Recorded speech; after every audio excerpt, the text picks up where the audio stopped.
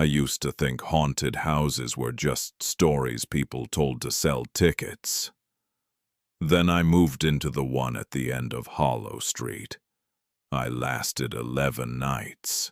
This is what happened on the last one, and why I still sleep with the lights on.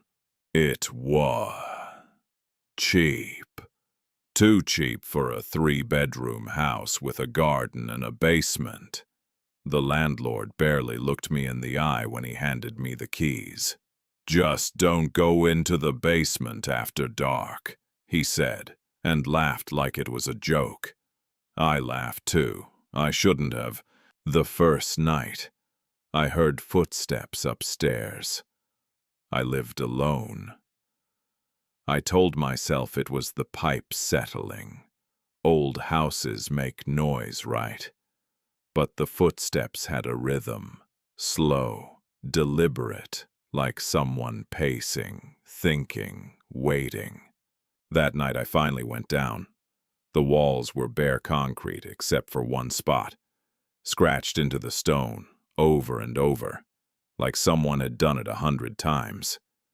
A number, not the house number. A count. 13 scratches, then nothing, like whoever made them just stopped. Behind an old shelf, I found a photograph. A family standing in front of the house. The same house. But the date on the back was over 60 years old. Every face was clear except one. A child standing at the basement window. His face was completely blurred, like the camera itself refused to show him. I counted the days I'd lived there. 11. The scratches on the wall stopped at 13. I understood all at once, with a cold clarity that made my hands shake. The house wasn't counting the days someone had lived there. It was counting down to something. I packed my bags that same hour. But as I reached the front door, I heard it. The same slow footsteps, now coming from directly behind me, matching my breathing, step for step. I didn't turn around. I ran. And I didn't stop until I reached the street light 2 blocks down.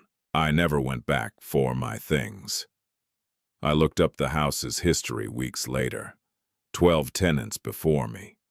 Every one of them left after exactly 11 nights, except the very first family, 60 years ago. They stayed for 13. Only 12 of them were ever seen leaving.